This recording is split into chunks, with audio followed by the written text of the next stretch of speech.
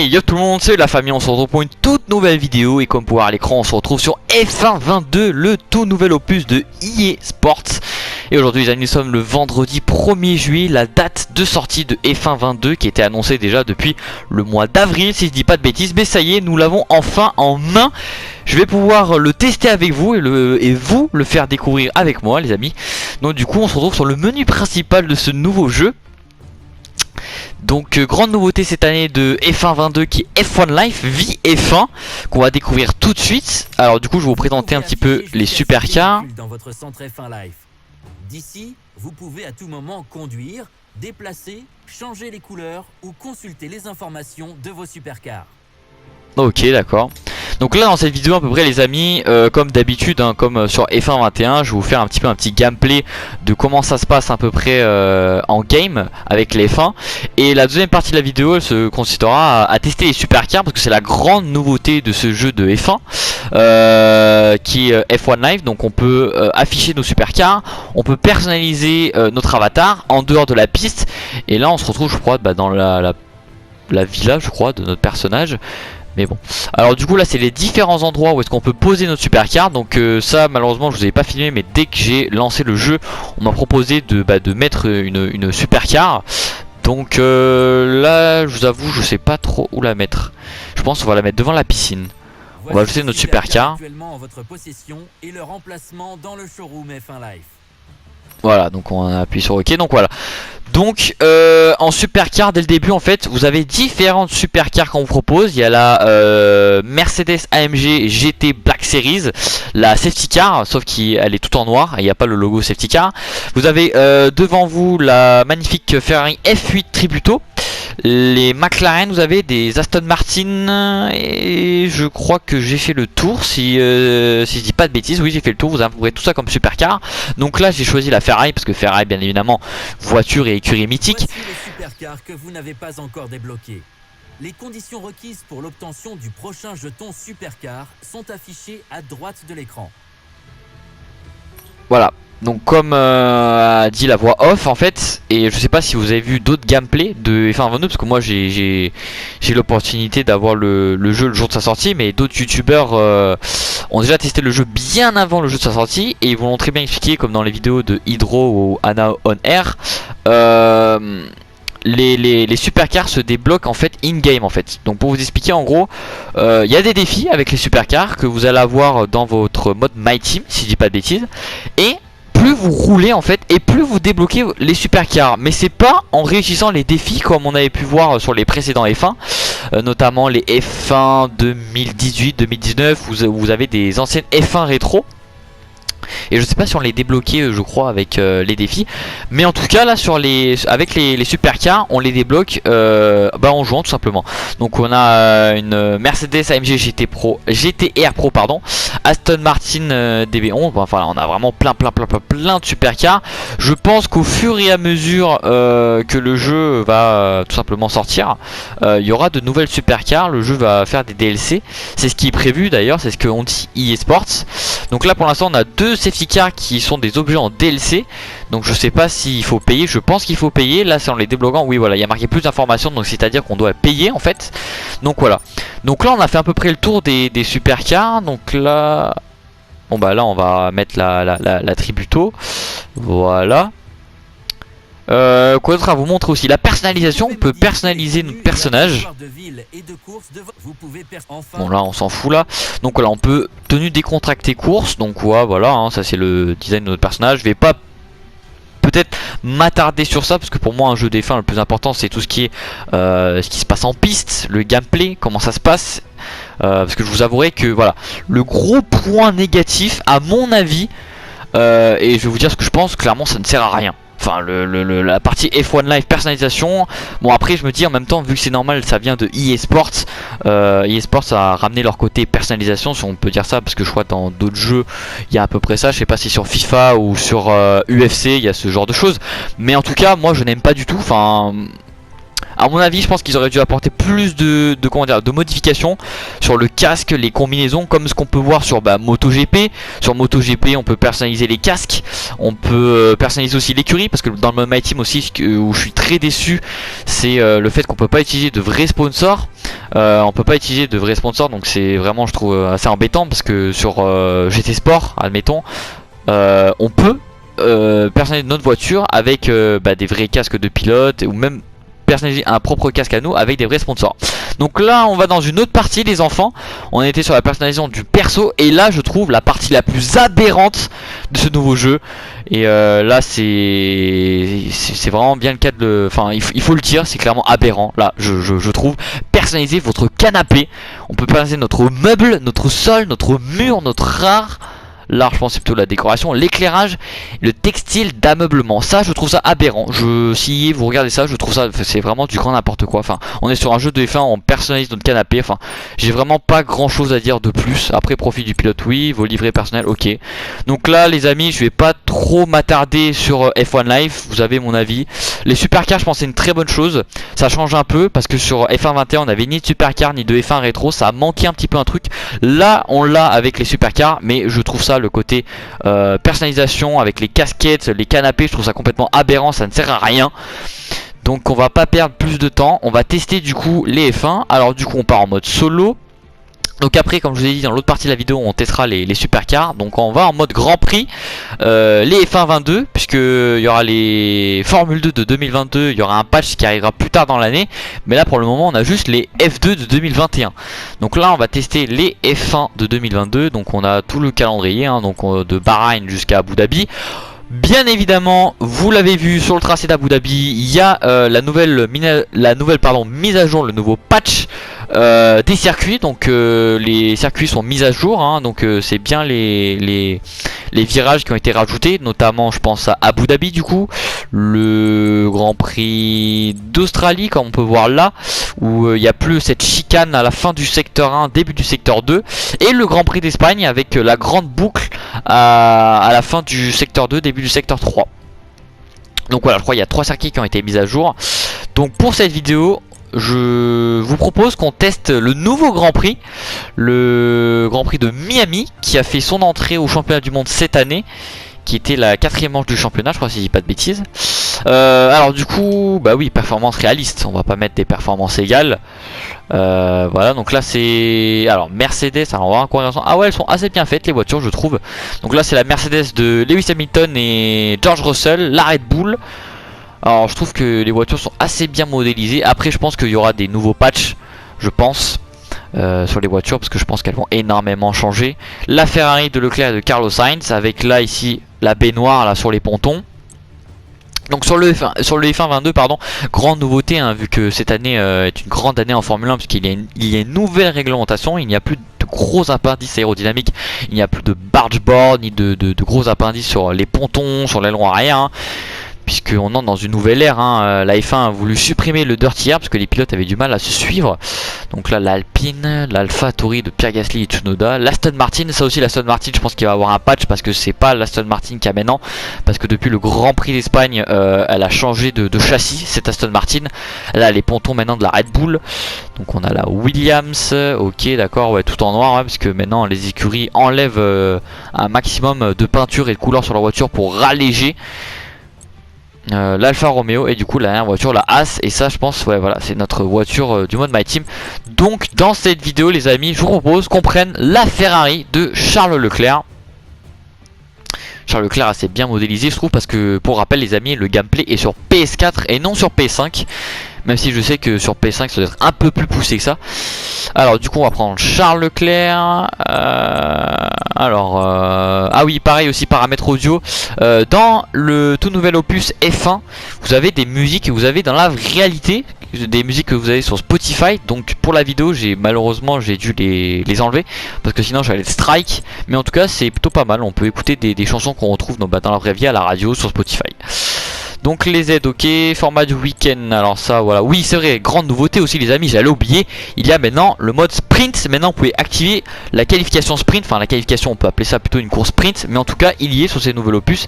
Donc après à voir et à découvrir, voir si on peut le mettre à tous les grands prix, ou si c'est seulement aux grands prix qui sont affectés cette année. Donc alors durée de séance très court, 3 tours, alors pas de format du week-end standard, authentique, fais voir, ouais, qualification sprint. Ah oui non, pour Imola, Autriche et Brésil. D'accord, non bah voilà, donc du coup bah les amis vous avez la réponse, pour la qualification sprint c'est seulement pour Imola, Autriche et Brésil. Donc je suis désolé hein, on n'a pas encore fait beaucoup de gameplay, mais je découvre en même temps le jeu hein. Je me suis pas du tout spoilé. J'ai regardé quelques vidéos mais après tout le reste bon au pire écoutez hein, on verra je pense juste météo. On va mettre en temps clair, voilà c'est parti, commencer l'épreuve. Donc ça y est, on va découvrir un peu plus en détail en quoi ça donne le gameplay.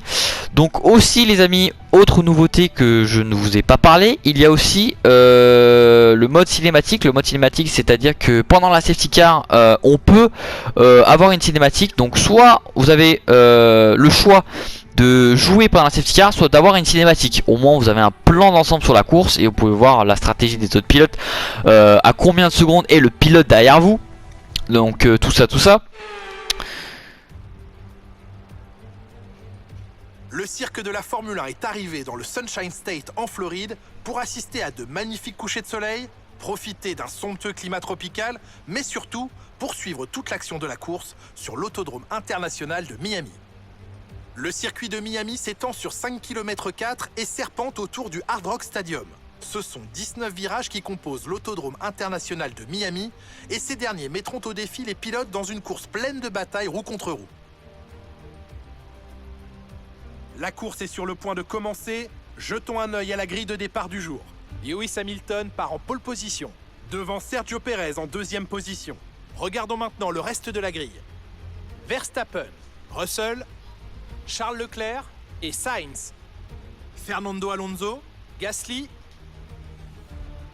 Jean-Éric Vergne sera à mes côtés aujourd'hui pour commenter. C'est fantastique de vous avoir avec nous aujourd'hui.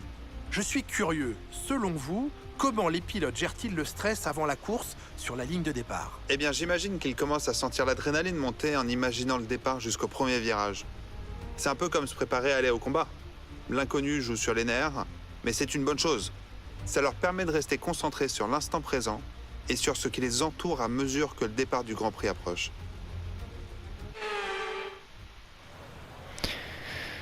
Donc ouais les amis, je suis désolé, je me suis coupé, je me suis arrêté de parler pour entendre la belle voix de Julien Febvre qui est depuis F1 2018. Et la toute nouveauté, Nicolas Martin, on l'a jeté à la poubelle, c'est fini d'un faux commentateur. Maintenant on a Jean-Éric Vergne. Donc vous me direz ce que vous en pensez en commentaire ou pas, mais personnellement...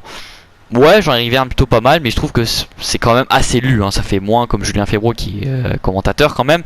J'avais entendu, je crois qu'il allait avoir Jacques Villeneuve. Alors je sais pas si c'est en version française ou si c'est la version canadienne qui a Jacques Villeneuve, mais j'ai un petit doute, faudrait que j'aille vérifier. Donc vous avez vu la grille de départ hein, qui est pas vraiment très réaliste hein, avec les Mercedes qui sont dans le top 5, 6, enfin dans le top 10 en tout cas. Vous inquiétez pas, il y aura un patch de performance aussi qui va sortir. Donc du coup là on est dans le cockpit de la Ferrari. Du coup bon assez bien réalisé, c'est pareil, ça change pas de F1 21. Bon un problème un peu de texture ici. Donc les réglages on n'a pas de setup. Ça aussi je pense que hors vidéo j'irai tester des setups pour les circuits. Donc du coup c'est parti les amis, je vous propose qu'on commence la course. Okay, pull the clutch in, hold it there until the start. Let's build the revs up and hold them. Alors là voilà, nouvel ingénieur aussi en anglais. Allez c'est parti. Alors je suis désolé les amis, on va changer de vue parce que je ne sais pas comment faire. Alors juste TV Pod, voilà on va se mettre comme ça parce que j'adore cette vue. La vue en normal comme on avait là j'aime pas du tout. Alors du coup c'est parti les amis, on est lancé sur F1 22 pour la première fois. Ouh attention, oula attention voilà, alors là je suis désolé, on est parti vraiment en gros bourrin. Alors on va repartir. Hop, flashback. Alors on va aller mollo pour cette vidéo test. Donc je vous promets pas la performance hein, là. Ok. Alors là on y va vraiment mollo hein. Donc le son des moteurs est carrément différent. Je suis vraiment choqué. Le son de la Ferrari est plutôt assez bien fait. On n'a pas plongé à l'intérieur comme des fous. Les en tout cas qui a l'air beaucoup plus plus agressif que jamais. Oula, alors là aussi, hein, grande nouveauté sur ce F1. Enfin, sur ce F1, même sur ces voitures-là, on a un peu un manque d'appui avec la nouvelle réglementation vu qu'on n'a plus d'appendice aérodynamique. Donc maintenant, ça va être un peu très dangereux, si on peut dire ça comme ça, de monter sur les vibreurs. Donc là on a l'aspiration sur Max Verstappen. Alors ah d'accord, ok, donc le RS a pas changé. Waouh, on tente l'inté du futur sur les Lewis Hamilton et Max Verstappen et c'est passé du coup. On a fait un gros dive bomb, mais en tout cas sachez que les IA maintenant sont très agressives. Elle peut tenter ce genre de dive bomb là. Donc ne soyez pas choqués par le move des IA. Donc là on est dans la portion la plus sinueuse du Grand Prix de Miami. Allez, là, du coup on va mettre le RS là sur Sergio Perez en aspiration sur le pilote Red Bull. Allez, on va se décaler ici à l'extérieur, pardon. En vitesse de pointe, les Ferrari qui sont assez rapides, hein, comme les Red Bull d'ailleurs. Parce qu'au moment où je tourne cette vidéo, les amis, on est au Grand Prix de Silverstone, hein. Ce week-end, Grand Prix de F1 sur les terres britanniques. On ne sait pas si Lewis Hamilton va pouvoir remonter. Pourquoi pas faire un podium, ça va être compliqué, hein. Cette année on l'a bien vu, hein, les Mercedes qui sont assez loin. Elles n'ont pas compris parfaitement le nouveau règlement de cette année 2022. C'est Ferrari et Red Bull qui ont tout compris, enfin tout compris entre guillemets, parce que depuis le début de la saison, Ferrari c'est un peu la cata. Tout ce qui est terme de fiabilité et de stratégie, ça n'a vraiment pas été ça, hein. À Monaco, Charles Leclerc qui est à la pole position, qui a malheureusement vu la victoire à la maison lui passer sous le nez. Et pour vous dire, on était sur place. Vous avez fait d'ailleurs la vidéo du Grand Prix Monaco, le vlog, qui vous a plu d'ailleurs. Et on a vu Charles Leclerc dépité à la fin de course. Donc en espérant que ce week-end Ferrari revienne, hein. C'est aussi pour Max Verstappen un moment important dans la saison. Il peut creuser encore plus l'écart, comme Red Bull d'ailleurs. Et il peut se venger sur l'année dernière sur Lewis Hamilton. Donc là on a déjà 4 secondes d'avance. Je pense pas qu'on a regardé le niveau des IA. Je pense que c'est un intermédiaire. Mais en tout cas, pour la prochaine vidéo les enfants, j'augmenterai le niveau de difficulté. Donc dites-moi en commentaire, c'est important, quel genre de vidéo vous voulez que je vous sorte après cette vidéo test de F1 22. Parce que c'est pas comme F1 21. Cette année il n'y aura pas de mode histoire, il n'y a pas de mode breaking point. Dites-le moi en commentaire, hein. Mais je pense que on fera peut-être du mode carrière coop avec un pote, je pense. Je pense que sur cet opus là ça sera comme F1 2020. Voilà, notre ingénieur qui nous dit que le DRS est disponible et c'est en même temps le dernier tour de course. Donc du coup je disais, pour ce F1 22 je pense que ça sera comme F1 2020 pardon, ouais, de F1 2020. Il n'y aura pas trop de gameplay vidéo, mais ce sera plus du live. Donc du live peut-être carrière coop je pense, plus parce que c'est le mode où on peut le plus jouer sur ce jeu. Le mode My Team et le mode carrière c'est assez long je trouve à vous faire en vidéo. Après vu qu'on est en vacances je suis disponible, hein, je peux vous faire des vidéos. Mais en tout cas là ça va être un peu compliqué je trouve. Donc je pense plus vous faire des live carrière coop avec un pote. Je verrai bien. Peut-être plus en live YouTube ou live Twitch, ça aussi je verrai. Donc là on s'est envolé pendant qu'on parle depuis tout à l'heure. Là Sergio Perez à 8 secondes. Bon bah au moins Charles Leclerc aura pris sa revanche sur le jeu. Alors petite chose dérangeante aussi, c'est l'ATH qui est au beau milieu. On voit pas trop le casque, je trouve, c'est assez dérangeant pour ma part. Donc je pense que après hors vidéo je changerai l'ATH. Oula, attention là, les vibreurs qui sont assez hauts, on peut péter un aileron facilement. Alors on va mettre le RS. On l'avait pas trop tapé dedans.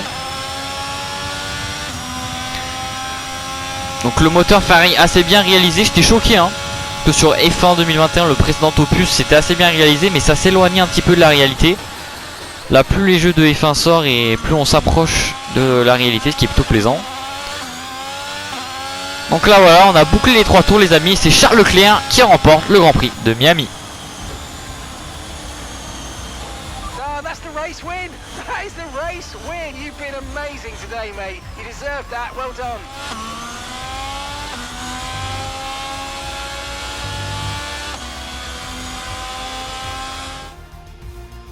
Ferrari regagne le parc fermé après une victoire. Nouvelle cinématique aussi qu'on découvre. Jean-Éric Vergne, qu'est-ce qui leur a permis d'atteindre ce résultat d'après vous? Cette victoire est le résultat d'un pilotage exemplaire et d'une confiance sans faille sur le circuit. Je crois que sa capacité à garder la tête froide, même durant les moments les plus mouvementés de la course, lui a permis de profiter des heures des autres pilotes et de passer devant eux jusqu'à la première place sans problème. Avec les beaux hydroquins. Donc voilà, c'était les nouvelles cinématiques. Ah voilà, encore une autre nouvelle cinématique sur le podium. Grand Prix aujourd'hui. Aucun doute, Ferrari est bien une équipe qui sait ce qu'elle vient chercher sur la piste. Non, ouais, il y a eu beaucoup d'améliorations de la part de EA. Bon, après de EA, parce que maintenant, vous le savez, le jeu est presque... Alors ça, par contre, j'ai un petit doute, faudrait que je me renseigne. Mais je sais pas si F1 22 est totalement un jeu EA ou il y a encore une petite part de Codemasters. Ça à savoir, mais je pense qu'il y a quand même encore une toute petite part de Codemasters. Mais la plupart c'est EA. Mais on sent un peu la touche EA sur ce jeu. Donc c'est vrai les amis, j'avais oublié tout à l'heure aussi de vous parler des grandes nouveautés. Je vous ai parlé des cinématiques quand vous êtes en safety car. Mais une autre cinématique aussi qu'on n'a pas pu découvrir dans cette vidéo, c'est les arrêts au stand. Vous pouvez faire les arrêts au stand manuels. Alors pas comme sur F1 2006 à l'époque, mais comme comment vous expliquer. En gros il n'y a pas de QTE, mais en tout cas c'est faut tourner votre volant au bon moment en fait. Il y a un passage en fait dans la voie des stands. Il faut tourner le volant au bon moment pour pouvoir faire un bon arrêt au stand, sinon vous le ratez. Et il y a aussi comment dire, putain j'ai déjà oublié, je suis vraiment désolé. Ah oui, pendant votre tour de formation vous pouvez vous-même placer la voiture sur la grille de départ. Donc ça c'est les grandes nouveautés de ce F1. Donc pour rappel, vous pouvez placer votre voiture sur la grille de départ pendant le tour de formation, les arrêts au stand qui changent, le mode cinématique pendant la safety car et les qualifications sprint. Donc c'est les grosses nouveautés sur ce jeu de F1. Il n'y a pas de mode breaking point. Je crois d'ailleurs Brandon Lee, enfin non. Je sais pas si c'est vraiment son nom, enfin en tout cas c'est Lee, le directeur de Codemasters, a dit que sur cet opus là il n'y aura pas de mode histoire, mais en tout cas Codemasters et EA travaillent pour un mode histoire sur les prochains opus. Donc on sait pas si c'est pour F1 2023 ou 2024, mais en tout cas il nous réserve vraiment du lourd. Donc du coup c'est terminé les enfants sur cette partie F1. Du coup je vous retrouve pour le test des hypercars. Alors petite correction les amis, c'est pas des hypercars mais c'est des supercars. Donc on se retrouve sur le menu du mode tour rapide Pirelli qui s'appelle du coup, parce que en week-end de Grand Prix des fois ça arrive que des grosses supercars roulent pour le plaisir sur les tracés. Donc du coup je vous propose qu'on fasse la vitesse moyenne au Grand Prix d'Azerbaïdjan. J'ai une vidéo qui était assez sympa. Alors du coup on va partir en normal parce qu'on n'est pas vraiment très expert en la matière sur les supercars. Mais en tout cas c'est pour vous montrer un peu un aperçu.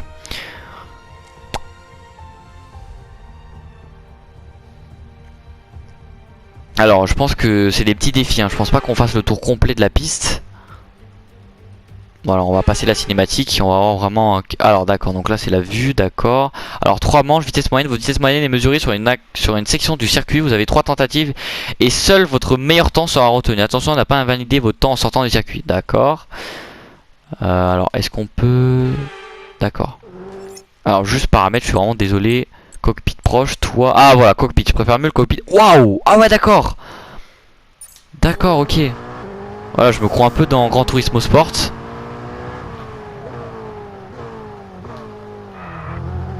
D'accord, donc là c'est un peu lourd la direction. Bon en même temps c'est des supercars, hein. C'est pas comme des F1 qui sont très légères, toutes faites au carbone, hein.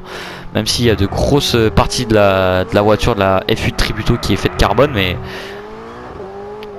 le volant ça a l'air maniable je trouve. Parce que pour rappel, vous le savez très bien, hein, sur la chaîne, tous les gameplays de jeux de moto, de voiture, tout ce que vous voulez, c'est tout fait à la manette. Je n'ai pas de volant malheureusement. Donc le gameplay actuel que je suis en train de vous faire c'est à la manette. Ok. Vitesse moyenne 124 km/h, bon, c'est plutôt pas mal, hein. Donc ouais, hein, comme je vous l'avais dit au tout début, on fait des défis que sur une portion du circuit je pense. Après il y a des modes contre la montre je crois où on fait carrément tout le tour du tracé. Mais en tout cas il y a différents circuits, hein, ne vous inquiétez pas, il n'y a pas que ce tracé. Il y a des défis sur le Grand Prix de Jeddah, d'Azerbaïdjan, du Canada, de Brésil. Enfin plein de circuits à faire. Du coup on fait continuer. On va retester. Deuxième manche du coup. Bon je pense pas vous faire la troisième, hein. C'est juste pour voir un peu un plan d'ensemble et vous décrire un peu la chose, comment ça se passe. Donc du coup la direction assez lourde, hein, vu que c'est une supercar, hein, pas légère comme une F1. La maniabilité du volant ça va. La direction est pas trop dégueulasse. Après je serais pressé de voir avec des F1 qu'est-ce que ça donne au Grand Prix d'Azerbaïdjan, parce que c'est assez serré et les voitures ont un peu doublé de volume, si on peut dire ça comme ça, qui sont plus imposantes. Donc là c'est 119 km/h la vitesse moyenne. Donc là on a fait 124 le premier. Ils ont dit qu'ils retenaient le meilleur. Alors là on s'est amélioré, 126 km/h. Donc voilà, c'était à peu près un plan d'aperçu les amis. Je pense pas vous faire la troisième manche hein. On s'en fout un petit peu, on va passer. Voilà, on va passer, on va retourner au menu principal. Donc voilà les amis, je pense qu'on a fait le tour de cette vidéo un peu présentation de F1 22. Donc voilà, donc les supercars, grande nouveauté, vous expliquer tout ce qui est gameplay F1 aussi qui change beaucoup, avec la quali sprint, le mode de tour de formation manuel, ainsi qu'au stand, le mode de cinématique pendant la safety car, le mode de personnalisation de votre personnage. J'en reviens pas dessus parce que comme je l'ai dit au début de la vidéo, je me suis bien fait comprendre, c'est aberrant je trouve. On a d'autres choses à faire je pense, EA et Codemasters pour améliorer d'autres choses, notamment sur la personnalisation, sur les vrais sponsors, que je trouve ça assez dommage hein, faut le dire quand même, les joueurs console on n'a pas cette chance de pouvoir mettre des mods comparé aux joueurs PC où dans quelques temps je pense que les gros youtubeurs comme Arava, Hydro mettront des mods sur le mode My Team, parce que je pense que c'est marrant au début de mettre des faux sponsors mais après ça devient très vite lassant. Donc voilà les amis, donc du coup les amis, cette vidéo test sur F1 22 touche à sa fin. J'espère que cette vidéo vous aura plu. Abonnez-vous, likez, partagez, continuez d'aimer les sports mécaniques, la F1, la MotoGP. Et moi je vous dis ciao ciao et rendez-vous pour de nouvelles vidéos.